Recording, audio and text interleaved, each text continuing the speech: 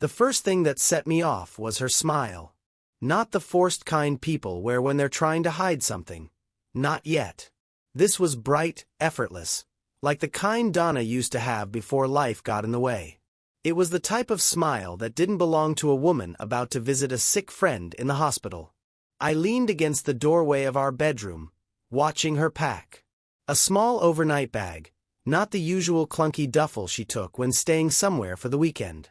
She tossed in a few essentials, jeans, a top, some toiletries, before pausing.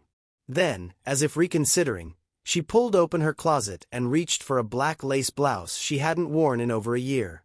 "Who's this friend again?" I asked, keeping my voice light, casual. She glanced at me, her hands still on the fabric, and blinked like she had to replay the question in her mind. "Jessica," she said. "From college. You don't know her." I frowned. "Jessica? Yeah, she lives over in Fairview. I told you, she had an emergency surgery. Appendicitis, I think? Or something like that. Anyway, she's still in recovery. I need to be there." That was the second thing. The vagueness. Fairview was the next town over, about an hour away. We'd been married for 8 years, together for 10, and I'd never once heard her mention a Jessica from Fairview. Donna wasn't the kind of person to leave people out of stories, and if this Jessica was important enough for an overnight stay, I should have heard her name before. "She must be really close to you," I said, watching for a reaction. She smiled again. Too quickly. "We were inseparable back in the day. But, life gets in the way. We reconnected recently." Recently. I kept my expression neutral, but my mind was already spinning. Donna zipped up her bag, walked over, and pressed a quick kiss to my cheek. A little too quick, like she was in a rush to leave. "You sure everything's okay?" I asked, watching her. "Of course." She pulled back, giving me a look like I was overthinking. "Why wouldn't it be?" I almost let it go. Almost. Then, I noticed the final thing, the way she tossed her phone into the bottom of her purse, screen facing down. She always carried it in her back pocket. Always. Something was wrong. I could feel it in my bones. I stood by the living room window, watching as she backed out of the driveway. Her taillights flickered red, then disappeared down the road. That uneasy feeling in my gut didn't fade. It got worse. I grabbed my phone, scrolling through our old messages, looking for any mention of Jessica. Nothing. I opened Google and searched Fairview Hospital Patient Registry. No recent admissions for a Jessica. My hands tightened around the phone. The night stretched long. I tried watching TV, but my mind was elsewhere. My wife was out there, smiling too much, packing light, and wearing lace for a hospital visit. At midnight, I texted her. "How's she doing?" No reply. I waited another hour before calling. It rang twice before going to voicemail. Something was off. I barely slept. The next morning, I checked my phone before even getting out of bed. Still nothing. By noon on Saturday, I was pacing. By evening, I was done waiting. I grabbed my keys and drove to Fairview. If she was where she said she was, I'd see for myself. If she wasn't, I clenched the steering wheel. I wasn't sure I wanted to know the answer. When I arrived at Fairview Hospital, I parked and went straight to the front desk. "Hi, I'm looking for a patient named Jessica. She was admitted recently." The receptionist gave me a polite but confused look. "Jessica who?" I hesitated. I didn't have a last name. Donna never gave me one. "I'm not sure of her last name," I admitted. "But she had emergency surgery." She tapped at her keyboard. A second passed. Then another. "I'm sorry," she said, shaking her head. "We don't have a Jessica admitted for surgery in the last week. Are you sure this is the right hospital?" I felt my heart drop.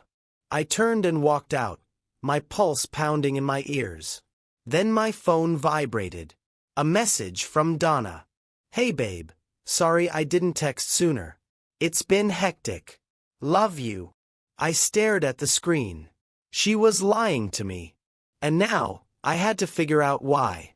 I returned home already knowing that she was lying to me, because she was talking about this particular hospital that I had visited. I wasn't going to tell her anything yet.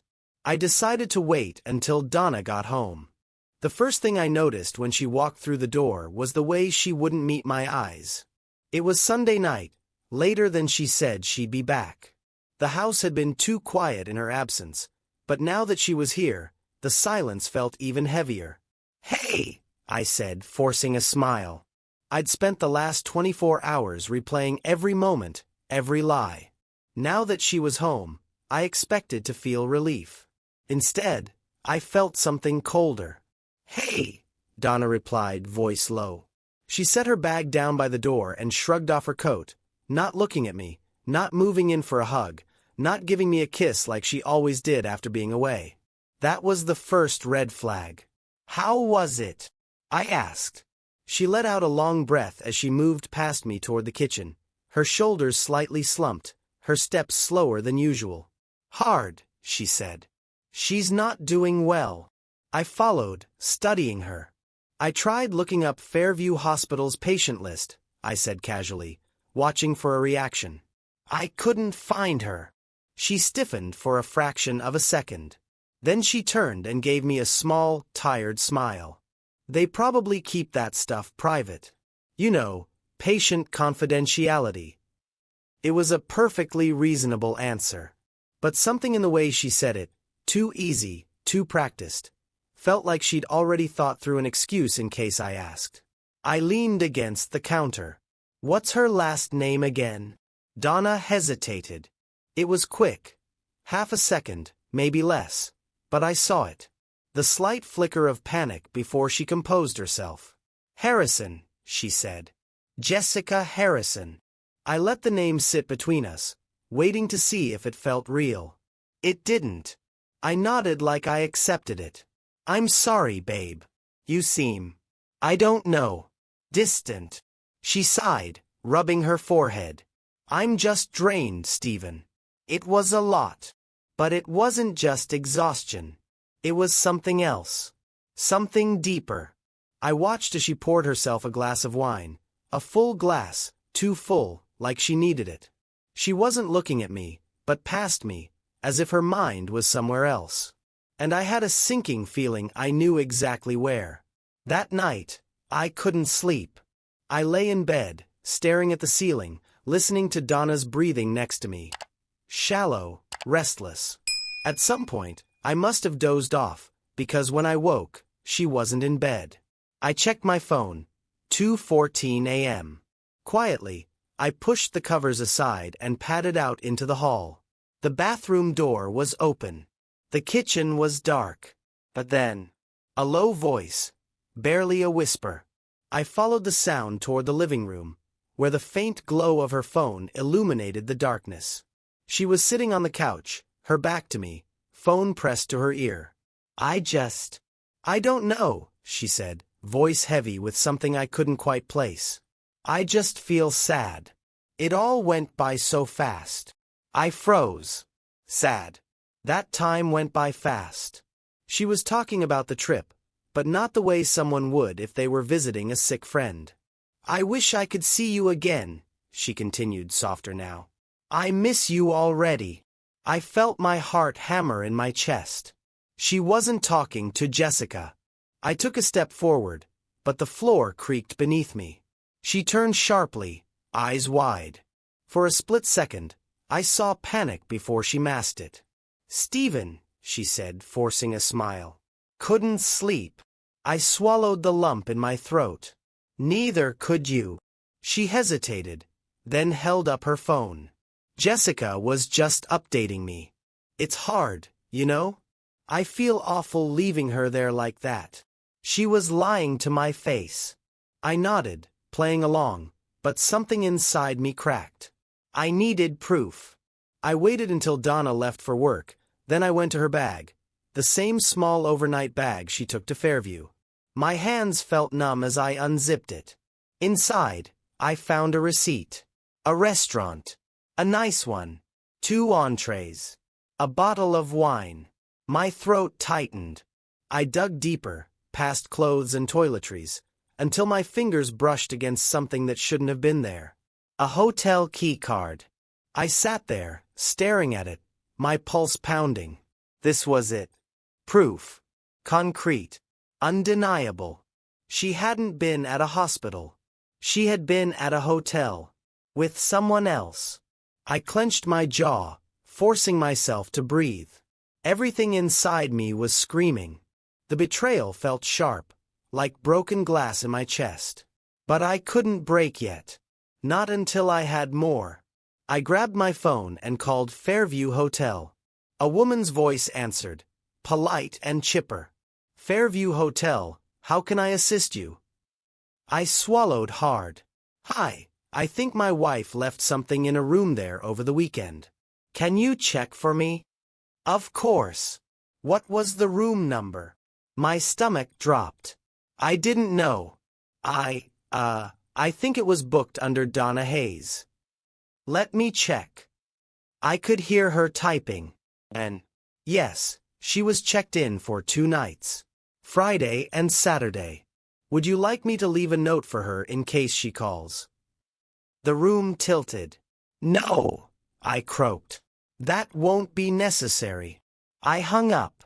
That night, I sat at the dinner table, staring at Donna across from me. She was eating, quiet, distracted. Hey, babe, I said, keeping my voice casual. What was Jessica's last name again? She didn't even look up. Harrison. I took a slow breath. Oh, I said. That's funny. Because I called Fairview Hospital today. They said they never had a patient named Jessica Harrison. The fork slipped from her hand. She went still. Slowly, she lifted her eyes to mine. And for the first time, I saw it, the realization that she had been caught. The fork hit the plate with a dull clink, and for a moment, neither of us spoke. I watched as Donna's fingers trembled slightly before she pulled them back into her lap. Her eyes, wide and startled, locked onto mine like a deer frozen in headlights. She knew. She knew she was caught. You called the hospital? She asked, her voice barely above a whisper. I leaned back in my chair, my hands resting flat against the table. Steady, controlled, though my pulse was hammering in my throat. I did. My voice was calm, too calm. And guess what? No Jessica Harrison. She blinked, her lips parting as if searching for a response. She had none. The silence between us stretched too long, too thick, too heavy. Donna, I said, my tone sharper now. Where the hell were you? Her mouth opened, then closed again. Her throat bobbed as she swallowed hard. I don't know what you mean. My fingers curled into fists. The first lie. My chair scraped against the hardwood as I stood, pacing the length of the dining room, running my hands through my hair. My mind was on fire, my stomach twisted into something ugly. You don't know what I mean. I let out a short, bitter laugh. Then let me spell it out for you. I turned to face her, and for the first time since I'd met her, I didn't recognize the woman sitting across from me. You weren't at a hospital, I said, voice low. Controlled. Dangerous. You weren't visiting some old college friend. You were in a goddamn hotel. She flinched like I'd slapped her. I could see the war happening inside her. Panic, guilt, calculations. She was scrambling for a way out, but there wasn't one. I reached into my pocket and pulled out the hotel key card, flipping it onto the table in front of her. Her breath hitched. Tell me the truth. My voice shook now, the anger rising. Who were you with? She stared at the key card, as if she could will it out of existence. Then, slowly, painfully, her gaze lifted back to mine. I was alone, she whispered. Lie. I slammed my fist against the table. She flinched again. Stop lying to me. My voice cracked through the air like a whip. You don't book a hotel room alone, Donna. You don't dress up like you're going to a goddamn date just to sit by a hospital bed. And you sure as hell don't come home acting like a ghost if you were doing something innocent. Tears welled in her eyes. Her lips trembled. But I wasn't going to let her cry her way out of this. Who was it? I demanded. She squeezed her eyes shut, a tear slipping down her cheek. She shook her head, biting her lips so hard I thought she might draw blood. Her voice broke. I can't. Can't what? My hands slammed against the table again. She gasped, sucking in a breath like she was drowning. Then finally, she whispered it. Derek. I went still. The name hit me like a gunshot. Derek. Her ex-fiancé. The one she almost married before me. The one who, years ago, she told me was her past. The one she swore was nothing more than a closed chapter. The room spun. For a few agonizing seconds, I just stared at her, trying to process the words that had just left her lips. Then, something inside me snapped. You're kidding me, I said, laughing bitterly. I shook my head. Jesus Christ. Donna. Derek. After all these years.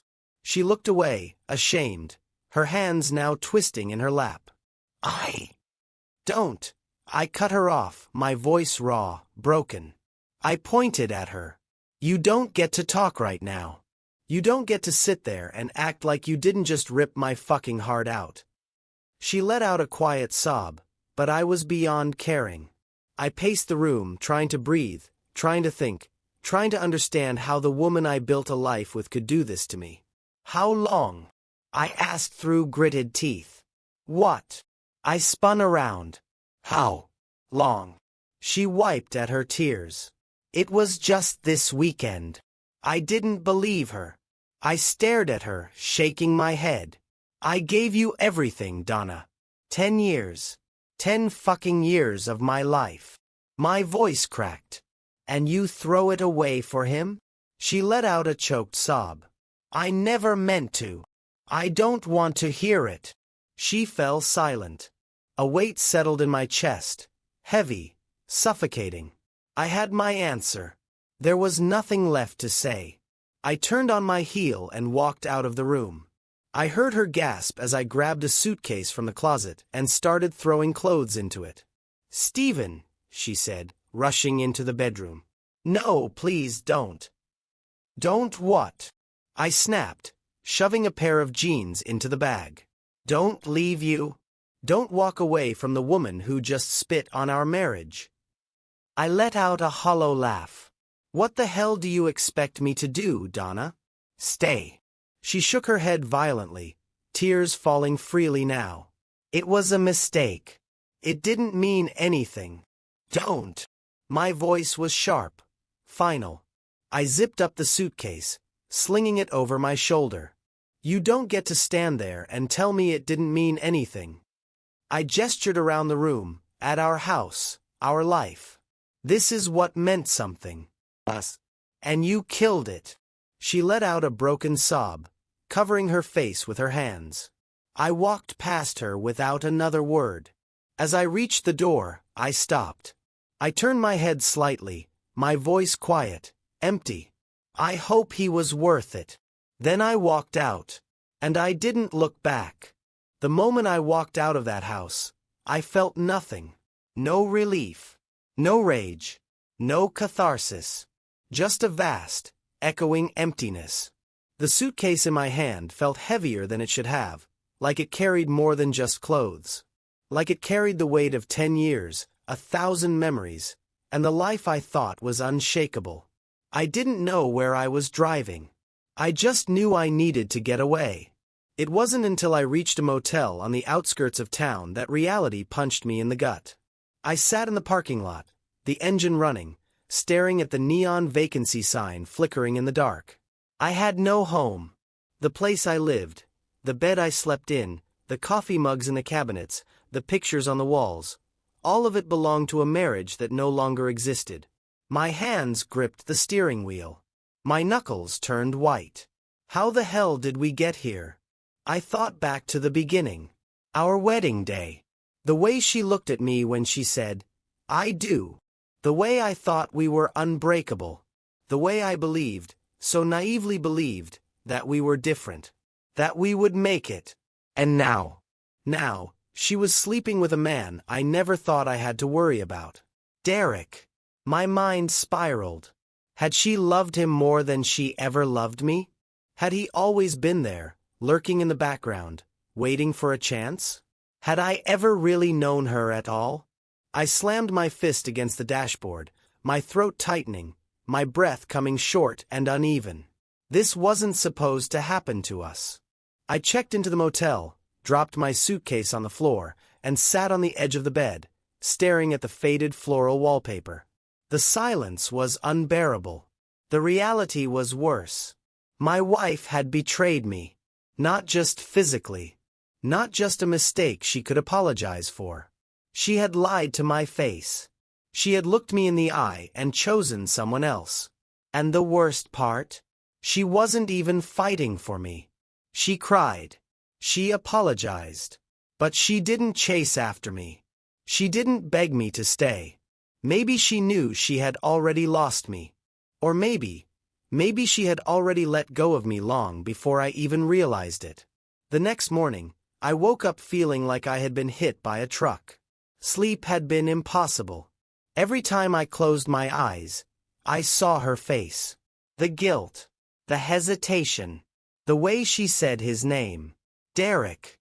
I sat up, rubbing my face, trying to shake off the nightmare that was now my life. I had spent years believing we were a team. A partnership. A future. And now, I was just a man sitting on the edge of a motel bed, trying to figure out how to exist in a world where my wife had given herself to someone else. My phone buzzed.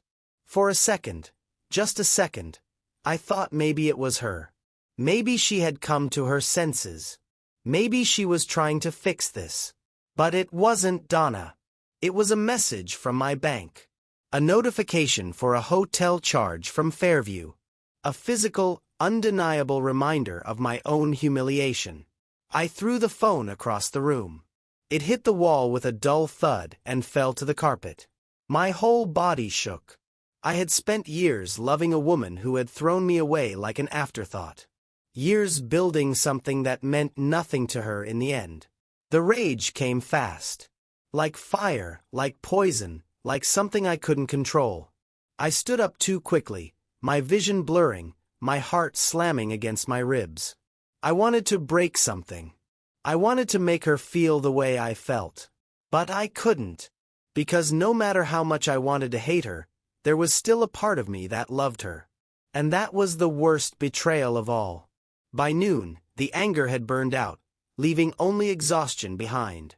I walked outside, the cold air biting at my skin, and leaned against the hood of my car. I pulled out my phone, stared at the screen, and, God help me, I almost called her. I didn't know why. Maybe I just wanted to hear her voice. Maybe I wanted to understand how she could do this to me. Maybe I wanted her to say something that would make the pain stop. But I didn't call. Instead, I sat there, staring at the contact name that used to mean home. Now, it just felt like a stranger's name. I turned my phone off and put it back in my pocket. That night, I drove to an old bar on the edge of town. The kind of place where no one asks questions. I sat at the counter, nursing a whiskey I didn't really want, watching the ice melt as the minutes blurred together. A man sat down next to me. Older, maybe in his 50s. He glanced at me, then at my untouched drink. "Rough night?" he asked. I let out a humorless laugh. "Rough life." He nodded like he understood. And maybe he did. Maybe he had his own Donna. His own Derek. We sat in silence for a while. And then, out of nowhere, he said, "It gets easier." I looked at him. "What does?" "Leaving," he said. "Walking away from the thing that's killing you." I exhaled, running a hand through my hair. "That's the problem," I muttered. "I don't know who I am without her." He took a sip of his beer, considering my words. Then he looked at me, dead serious. Then maybe it's time to find out. I drove back to the motel that night, my head spinning, not from alcohol, but from the reality I couldn't outrun. I wasn't just mourning her. I was mourning the version of myself that believed in us. The man who thought love was enough. The man who trusted her. That man was dead. And now, I had to figure out who the hell I was supposed to be without him. I unlocked the motel door, stepped inside, and for the first time in 2 days, I felt something close to clarity. I was never going back. I would never be hers again. I didn't know what came next. But I knew one thing for certain: this wasn't the end. It was just the beginning. The first thing I did Monday morning was call a lawyer. I sat in my car outside the attorney's office, gripping the steering wheel so hard my knuckles turned white. The past week had been a blur of anger, disbelief, and exhaustion, but one thing had become clear: I was done. There was no fixing this. No going back. Donna had made her choice. Now it was my turn to make mine. I took a deep breath, exhaled slowly, then stepped out of the car. The office smelled like old books and polished wood. The receptionist, a woman in her 40s with sharp eyes and a kind smile, led me into a room where a man in a gray suit sat behind a heavy oak desk. "Stephen Hayes?" he asked, standing to shake my hand. I nodded.